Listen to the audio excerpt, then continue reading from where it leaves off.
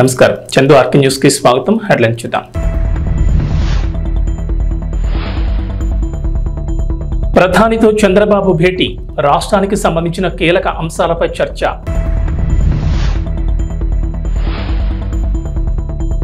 AP ప్రజలకు చంద్రబాబు సర్కార్ good news, ఈ నెల 8 నుంచి ఉచిత ఇసుక విధానం అమలు.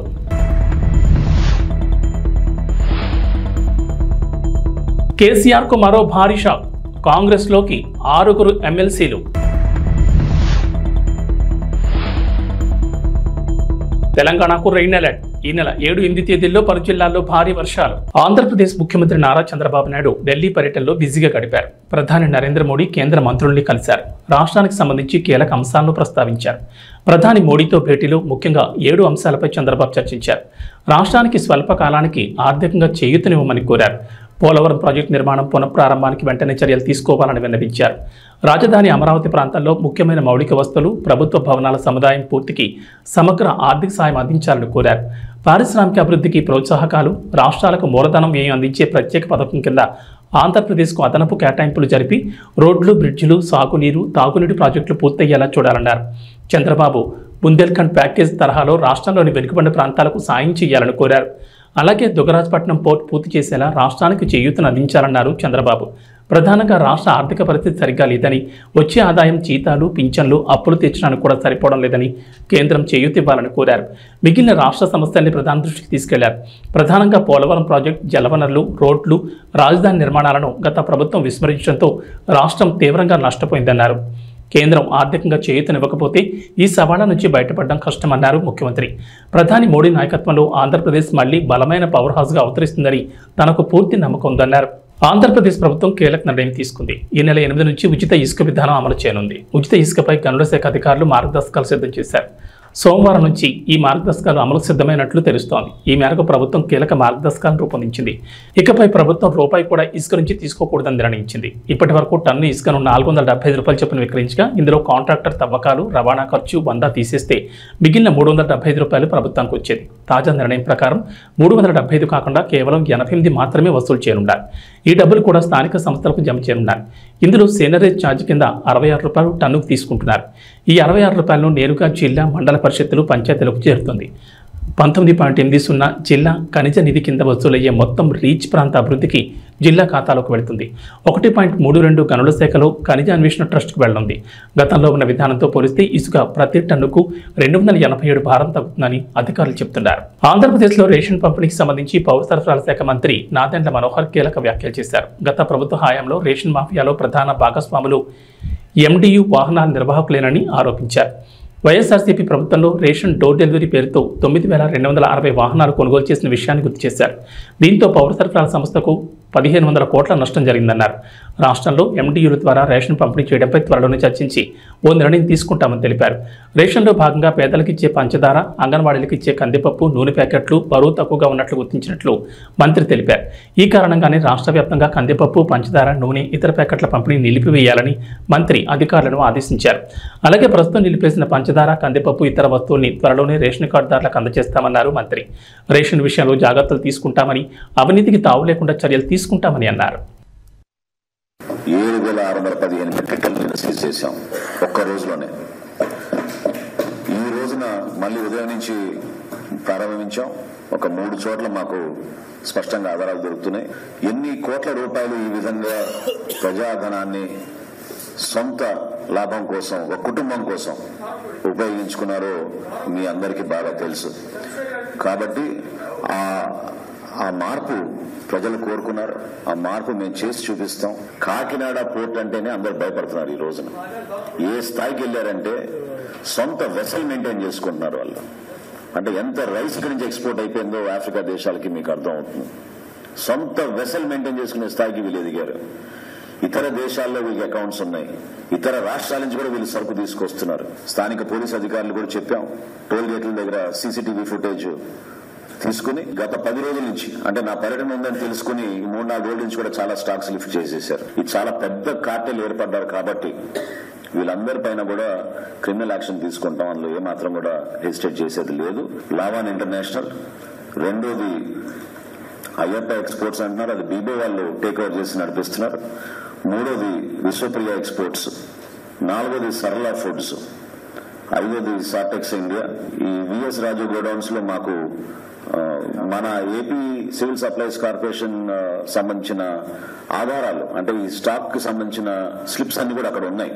సరుకు లేదు కానీ అక్కడ గోడౌన్ లో మాకు దొరికినాయి కాబట్టి టాలీ చేసి చూస్తే 2023-24 సంబంధించిన సరుకుగా అది నిర్ధారించాం.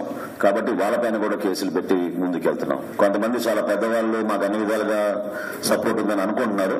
ఐఎమ్ సారీ, ఇన్ని రోజులు మీరు చేశారు, ఇప్పుడు మాత్రం జరగదు. ఖచ్చితంగా యాక్షన్ తీసుకుంటాం. మాకున్న గోడౌన్స్ కానివ్వండి, ప్రైవేట్ గా తీసుకున్న గోడౌన్స్ లో కానివ్వండి, ఎక్కడ అవకతవకలు జరుగుతున్నాయో, ఏ విధంగా రవాణా జరుగుతుందో వీటన్నిటిపైన కూడా డెఫినెట్ గా ప్రతి జిల్లాలో కూడా ఈ విధంగానే సమీక్షా సమావేశాలు ఏర్పాటు చేసుకుని కొన్ని చర్యలు తీసుకుంటాం. ఎందుకంటే ఇక్కడ ఒక మాఫియా ఏర్పడింది, వ్యవస్థీకృత మాఫియా, మామూలుగా లేదు. సామాన్యుడి పొట్టగొట్టి 39 రూపాయలు పర్ కిలో బియ్యం మీకు సరఫరా మేము కొని మీకు ఇస్తుంటే రూపాయికి 8 రూపాయలకి 10 రూపాయలకి ఈ దళారులు వచ్చి ఈ మాఫియా ఏర్పాటు చేసి ఒక కార్టెల్ గా వీరు ఏర్పడి కాకినాడ పోర్టుని అడ్డగా మార్చుకుని రాష్ట్ర వ్యాప్తంగా ఇక్కడ తీసుకొచ్చి ఇది ఒక భారీ దందాకి వీళ్ళు పాల్గొన్నారు. మాజీ ముఖ్యమంత్రి భారత రాష్ట్ర సమితి అధినేత కె చంద్రశేఖరరావుకు వర్ష షాకులు తగ్గుతున్నాయి. గత ఏడాది జరిగిన అసెంబ్లీ ఎన్నికల్లో ఓటమితో డేలాపడ్డ కేసీఆర్ కు నేతలు ఒక్కొక్కరుగా పార్టీని వీడుతున్నారు. కాంగ్రెస్ ఆపరేషన్ ఆకర్ష్ కు బీఆర్ఎస్ విలువలాడుతోంది. కాంగ్రెస్ లోకి బీఆర్ఎస్ వలసల పరంపర కొనసాగుతోంది. తాజాగా బీఆర్ఎస్ చెందిన 6 ఎమ్మెల్సీలు కాంగ్రెస్ లో చేరారు. ఎమ్మెల్సీలు భానుప్రసాద్, బస్వరాజ్ సారయ్య, దండే బెట్టల్, ఎంఎస్ ప్రభాకర్, ఎగ్గె మల్లేశం, బుగ్గారపు దయానంద్ కాంగ్రెస్ కండువాలు కప్పుకున్నారు. ఢిల్లీ పర్యటన ముగించుకుని ముఖ్యమంత్రి రేవంత్ రెడ్డి రాష్ట్రానికి రాగానే అర్ధరాత్రి ఆయన నివాసంలో వారంతా కాంగ్రెస్ పార్టీలో చేరడం గమనార్హం. ఈ కార్యక్రమంలో కాంగ్రెస్ వ్యవహారాల ఇన్ఛార్జ్ దీపాదాస్ మున్షి పాల్గొన్నారు. Dande Vithal Adilabad local body, Bhanuprasad Karimnagar local body, MS Prabhakar Rangareddy జిల్లా local body, Boggavarapu Dayanand governor quota, Egge Mallesham MLA quota, Baswaraj Saraiah governor కోటాలో ఎమ్మెల్సీలుగా ఎన్నికయ్యారు. శుక్రవారం అమావాస్య కావడంతో గురువారం రాత్రి వీడు కాంగ్రెస్ పార్టీలో చేరినట్టు తెలుస్తోంది. వీరి చేరికతో మండలంలో కాంగ్రెస్ బలం 12కు చేరింది. తెలంగాణ రాజకీయాల్లో ఆసక్తికర పరిణామాలు చోటు చేసుకుంటున్నాయి. బీఆర్ఎస్ పార్టీలోని కీలక నేతలు వరుసగా కాంగ్రెస్ పార్టీలకు చేరిపోతున్నారు. ఈ క్రమంలోనే బీఆర్ఎస్ పార్టీలో కీలక నేతగా వ్యవహరించిన సీనియర్ నేత కె కేశవరావు ఆ పార్టీకి గత కొంతకాలంగా దూరంగా ఉండగా నిన్న ఢిల్లీలో అధికారికంగా పార్టీ జాతీయ అధ్యక్షుడు మల్లికార్జున ఖర్గే సమక్షంలో కాంగ్రెస్ తీర్థం పుచ్చుకున్నారు. దీంతో 10 ఏళ్ల తర్వాత కేకే మళ్లీ తన సొంత గూడుకి చేరుకున్నట్లయింది. ఈ క్రమంలోనే కేకే తన రాజ్యసభ సభ్యత్వానికి కూడా రాజీనామా చేశారు. ఈ మేరకు తన రాజీనామా లేఖను Rajya Sabha chairman, vice president Jagdeep ధన్ఖడ్కు అందించారు. అయితే రాజకీయాల్లో సీనియర్గా ఎంతో అనుభవం ఉండగా బీఆర్ఎస్ పార్టీలోనూ కేసీఆర్ 10 ఏళ్ల ప్రభుత్వంలోనూ కీలకంగా వ్యవహరించారు. ప్రభుత్వం ఏ నిర్ణయం తీసుకున్నా అందులో కేకే సలహాలు, సూచనలు ఖచ్చితంగా ఉండేవి. అలాంటి వ్యక్తి కాంగ్రెస్ పార్టీలోకి రావడంతో అధికారంలో ఉన్న రేవంత్ రెడ్డి సర్కార్ ఆయనకు సముచిత స్థానం కల్పించాలని యోచిస్తోంది. ఆయనకున్న రాజకీయ పాలనాపరమైన అనుభవాలను వినియోగించుకునేందుకు గాను ప్రభుత్వ సలహాదారుగా నియమించాలని రేవంత్ రెడ్డి సర్కార్ యోచిస్తున్నట్టు తెలుస్తోంది. ఈ మేరకు అధికారికంగా ప్రకటన వెలువడాల్సింది. ఎన్నికలప్పుడు మాత్రమే రాజకీయాలని, ఆ తర్వాత పార్టీలకు అతీతంగా అభివృద్ధి కోసం పనిచేస్తామని, కేంద్రంతో సత్సంబంధాలు కొనసాగించాలనేదే తమ ఉద్దేశం అంటూ సీఎం రేవంత్ రెడ్డి తెలిపారు. సీఎం రేవంత్ రెడ్డితో పాటు డిప్యూటీ సీఎం మల్లు భట్టి విక్రమార్క తదితరులు ఢిల్లీ పర్యటనలో ఉన్నారు. ఈ పర్యటనలో భాగంగా ప్రధానమంత్రి నరేంద్ర మోడీ, హోంశాఖ మంత్రి అమిత్ షా తదితర మంత్రులతో భేటీ అయ్యారు. తెలంగాణ రాష్ట్ర ప్రయోజనం దృష్టిలో ఉంచుకుని విభజన చట్టంలోని పలు అపరిష్కృత సమస్యలను వెంటనే పరిష్కరించేందుకు చొరవ చూపాలని, విభజన హామీలను త్వరగా నెరవేర్చడమే కాకుండా రాష్ట్రానికి రావాల్సిన నిధులను వెంటనే విడుదల చేయాలని రేవంత్ రెడ్డి బృందం కేంద్రానికి విజ్ఞప్తులు చేసింది. ఈ మేరకు మోడీకి, అమిత్ షాకి పలు వినతి పత్రాలు సమర్పించింది. కేంద్ర పెద్దలతో భేటీ అనంతరం మీడియాకు రేవంత్ రెడ్డి బృందం సమావేశం ఏర్పాటు చేసింది. సమావేశాలకు సంబంధించిన వివరాలు మీడియాకు వివరించారు. రాష్ట్ర అభివృద్ధితో పాటు విభజన చట్టంలో ఉన్న అంశాలపై ప్రధానమంత్రి నరేంద్ర మోడీతో పాటు కేంద్ర హోంశాఖ మంత్రి అమిత్ షాను కలిసినట్లు రేవంత్ రెడ్డి తెలిపారు. అనంతరం భేటీలో కేంద్రానికి చేసిన విజ్ఞప్తులను, వివరాలను డిప్యూటీ సీఎం భట్టి విక్రమార్క మీడియాకు వివరించారు.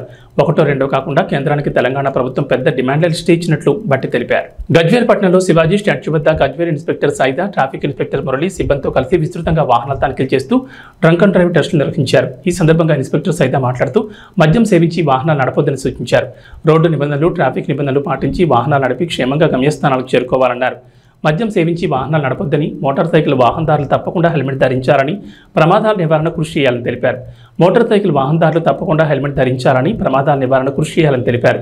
రోడ్లకు ఇరువైపులా ఏర్పాటు చేసిన సైనింగ్ బోర్డ్స్ సూచనలు, సలహాలు పాటిస్తూ సేఫ్టీగా డ్రైవ్ చేసి క్షేమంగా గమ్యస్థానాలకు చేరుకోవాలని సూచించారు. కారు నడిపేటప్పుడు సీట్ బెల్ట్ ధరించాలని సూచించారు. వాహనదారుల్లో, ప్రజల్లో మార్పు వచ్చినప్పుడు మాత్రమే రోడ్డు ప్రమాదాలు తగ్గుతాయని తెలిపారు. ఈ కార్యక్రమంలో గజ్వేల్ ట్రాఫిక్ సిబ్బంది, పోలీస్ సిబ్బంది తదితరులు పాల్గొన్నారు.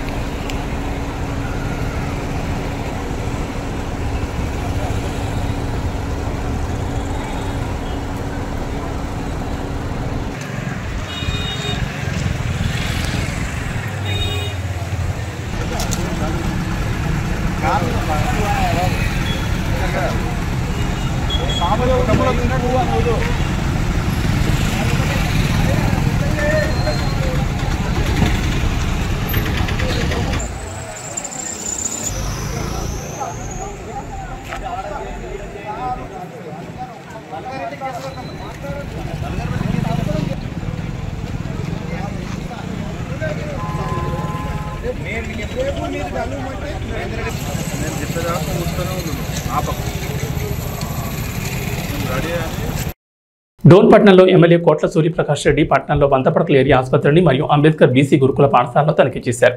ఈ సందర్భంగా వందపడకల ఏరియా ఆసుపత్రికి కావాల్సిన సదుపాయాలు మరియు మిషనరీ గురించి డాక్టర్లతో తెలుసుకున్నారు.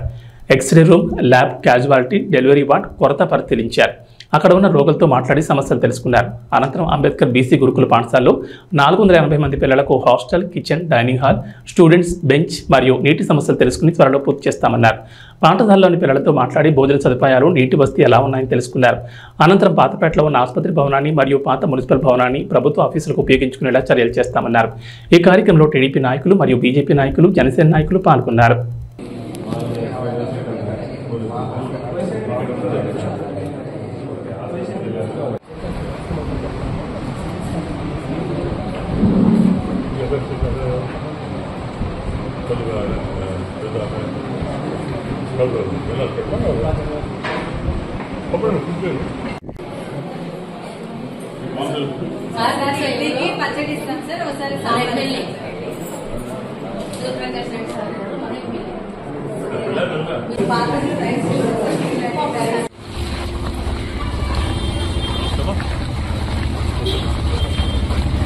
కర్నూలుకి రెఫర్ చేస్తున్నారు. ప్రైవేట్ హాస్పిటల్ ఇక్కడ నుంచి రెఫర్ చేస్తున్నారని ఆరోపణ, రోగుల ఆరోపణ. అదే దానికి కనుక్కుందాం. వంట డీటెయిల్స్ కనుక్కోవాలి. ఇప్పుడు మేమంతా కూర్చొని మాట్లాడతారు. ఎందువల్ల రెఫర్ చేస్తున్నారు? షార్ట్ ఆఫ్ ఎక్విప్మెంటా, లేకపోతే షార్ట్ ఆఫ్ డాక్టర్సా, లేకపోతే రకరకాల అదే బెడ్ హాస్పిటల్కి బెడ్ రాలేదు. వాళ్ళ మినిమం ఫెసిలిటీస్ కావాలి కావాలి. ఆపరేషన్ చేయాలా, లేకపోతే పేషెంట్స్ చూడాలంటే మినిమం ఫెసిలిటీస్ కావాలి. వాటర్ కానివ్వండి, రకరకాల పరీక్షలు ఇవన్నీ లేవుతాయి. వాళ్ళు చెప్తారు ఇంకా కంప్లీట్ కాలేదు, ఓన్లీ ఫస్ట్ ఫ్లోర్ కంప్లీట్ అయింది, సెకండ్ ఫ్లోర్ కంప్లీట్ కాలేదు. వాళ్ళు ఇబ్బందులు అనుకున్నాయి. అవన్నీ కూడా డిస్కస్ చేసుకొని ఏం చేస్తే బాగుంటుంది, తొందరగా ప్రజలకు అందుబాటులో వచ్చే మార్గం చేయాలి. ఒకసారి మళ్ళీ డాక్టర్ వాళ్ళతో మాట్లాడి, కన్సల్ట్ ఆఫీసర్స్ మాట్లాడి, మాట్లాడి ఎందువల్ల డిలే అయింది, వాట్ ఆర్ రీజన్స్ కనుక్కొని తొందరలోనే స్టాఫ్ రిక్రూట్ చేసుకుంటూ మన స్టార్టెడ్ డాక్టర్ ఎందుకు రావట్లేదు డాక్టర్స్ సమ్ రీజన్స్ ఉంటాయి కనుకొని దాన్ని మనం రీప్లేస్ చేస్తారు. డాక్టర్ అయిపోతే కొంత వేరే డాక్టర్ వేసి ఇబ్బంది లేకుండా చూస్తే ప్రయత్నం చేస్తాం. సో నేను సుమారు ఎప్పుడైనా మంచి డిస్కస్ చేసి వాళ్ళ ప్రాబ్లం డాక్టర్ చెప్పాను. నేను వాళ్ళ ప్రాబ్లమ్స్ ఏంటి, వాళ్ళ ఏమేమి తక్కువనే వాళ్ళ స్టాఫ్ కానివ్వండి, ఇప్పుడు మామూలుగా ఇన్పేషెంట్స్ ఫుడ్ సిస్టమ్ కానివ్వండి, రకరకాల సమస్యలు కొన్ని డిస్కస్ చేసి దాన్ని తొందరగా మాట్లాడి తొందరగా ఒకటి 15 వస్తాన్ని కంప్లీట్ చేసి ప్రజలకు అందుబాటులో వస్తే ప్రయత్నం చేస్తాం. అల్లూరు సీతారామరాజు ఒక పోరాట స్ఫూర్తి అని, వారి ధైర్య సాహసాలు యువతకు ఆదర్శనీయమని జిల్లా కలెక్టర్ పి రంజిత్ పాషా కొనియాడారు.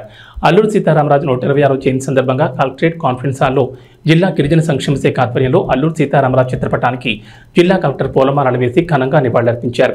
ఈ సందర్భంగా జిల్లా కలెక్టర్ మాట్లాడుతూ భారత స్వాతంత్ర చరిత్రలో అల్లూరు సీతారామరాజు ఒక మహోజ్వల శక్తి అని, ఆయన జరిపిన పోరాటం స్వాతంత్రోద్యమంలో ఒక ప్రత్యేక అధ్యాయం అన్నారు.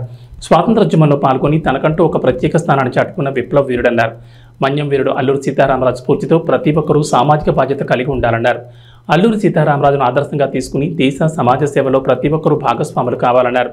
అల్లూరు సీతారామరాజు చరిత్రను విద్యార్థులంతా తప్పకుండా తెలుసుకోవాలని, అల్లూరి స్ఫూర్తిని ఆదర్శంగా తీసుకుని నిస్సహాయ స్థితిలో ఉన్న వారిని ఆదుకోవాలని కోరారు.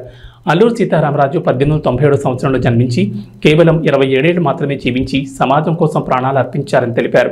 ఆయన మరణించి 100 సంవత్సరాలు గడుస్తున్నా ఇప్పటికీ స్మరించుకుంటున్నామని, దేశం కోసం, అడవి బిడ్డల సంక్షేమం కోసం పోరాడిన వ్యక్తి అల్లూరి సీతారామరాజు అన్నారు. అప్పట్లో బ్రిటిష్ వారు మన్యంలో ఉన్న గిరిజనులను ఎన్నో ఇబ్బందులు గురిచేసేవారని, అడవిలో ఉండే ఉత్పత్తులు సేకరించి అమ్ముకునే వారిపై దమనకాండ చేస్తుండగా బ్రిటిష్ వారిపై వివిధ రకాలుగా పోరాడి వారికి విముక్తి కల్పించిన వ్యక్తి అల్లూరి సీతారామరాజు అన్నారు. ఆయన పోరాటాన్ని స్ఫూర్తిగా తీసుకుని దేశ యువత ముందుకు సాగాలని కలెక్టర్ అన్నారు. ఉద్యోగ పర్వంలో ఏజెన్సీ ప్రాంతంలో సేవ చేసే సౌభాగ్యం తనకు కలిగిందని కలెక్టర్ తెలిపారు. జోహార్ అల్లూరి సీతారామరాజు, జోహార్ అల్లూరి సీతారామరాజు, పాకిస్తాన్ అల్లూరి సీతారామరాజు ఆశయాలను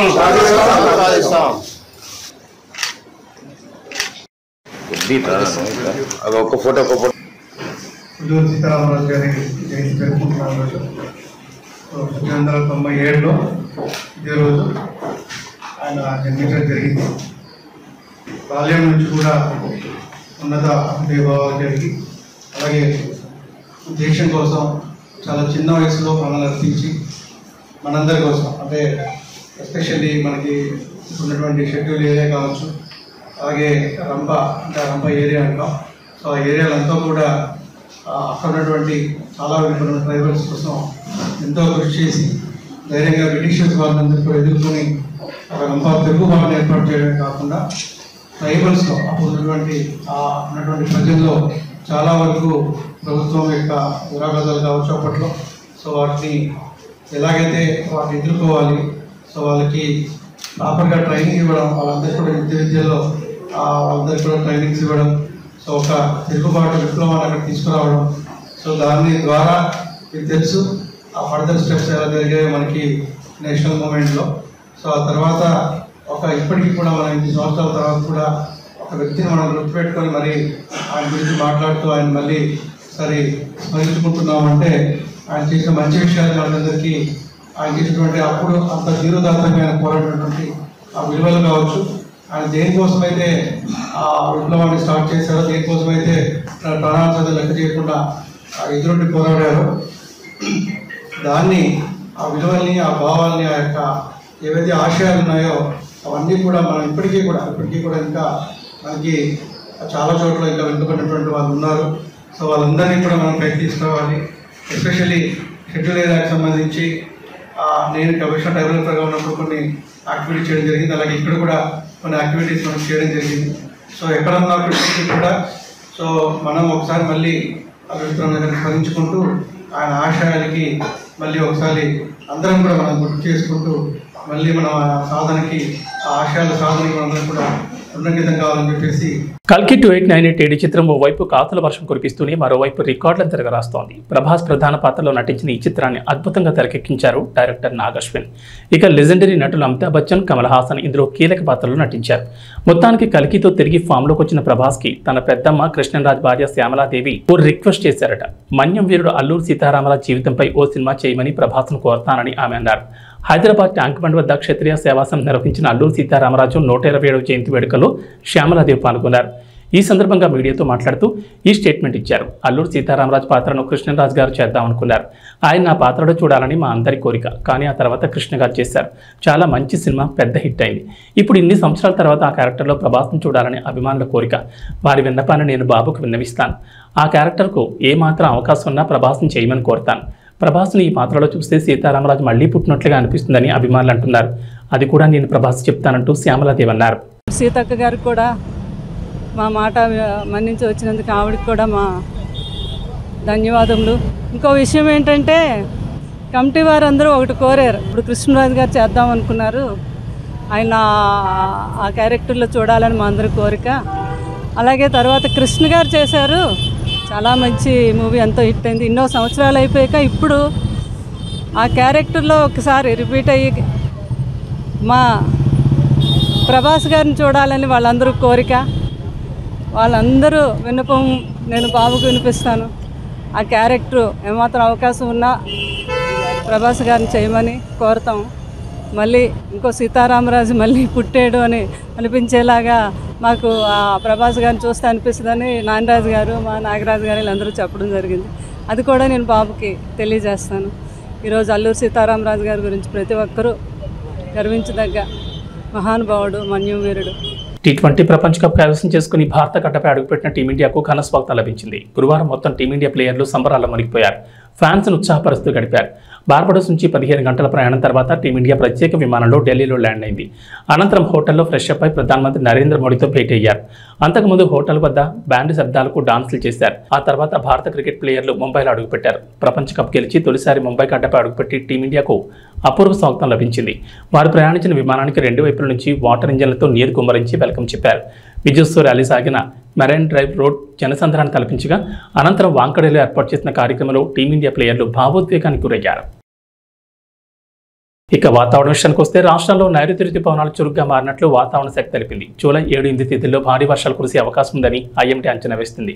జూలై 7న ఆదివారం భద్రాద్రి కొత్తగూడెం, ఖమ్మం, నల్గొండ, సూర్యాపేట, నాగర్ కర్నూలు, వనపర్తి జిల్లాలోను, జూలై 8 సోమవారం మంచిర్యాల, కరీంనగర్, పెద్దపల్లి, జయశంకర్ భూపాలపల్లి, ములుగు, మహబూబాబాద్, వరంగల్, హనుమకొండ, జనగాం జిల్లాలో భారీ వర్షాలు కురుస్తాయని పేర్కొంది. వీటితో పాటు ఇతర జిల్లాల్లోనూ ఈదురుగాలులతో కూడిన మోస్తరు వర్షాలు పడే అవకాశాలున్నాయని చెప్పింది. అటు గురువారం ఉదయం నుంచి శుక్రవారం ఉదయం వరకు పలు ప్రాంతాల్లో తేలికపాటి వర్షాలు నమోదయ్యాయి. యాదాద్రి, సూర్యాపేట, ఖమ్మంతో పాటు పలు చోట్ల ఓ మోస్తరు వర్షాలు కురిశాయి. శుక్రవారం రాత్రి హైదరాబాద్ నగర శివారులోని ఎల్బీ నగర్, వనస్థలిపురం, హయత్ నగర్, పహాడీ షరీఫ్, తుక్కుగూడ, బాలానగర్, బిఎన్ రెడ్డి నగర్లో మోస్తరు జల్లులు పడ్డాయి. నైరుతి రుతుపవనాలతో ఉపరితల గాలులు వీస్తున్నాయని, గురువారం నుంచి 5 రోజుల పాటు తేలికపాటి నుంచి ఓ మోస్తరు వర్షాలు కురిసే అవకాశం ఉన్నట్లు ఇప్పటికీ ఐఎండీ అంచనా వేసింది. ఏవీ బులెటిన్ విశేషాలు. నమస్కారం.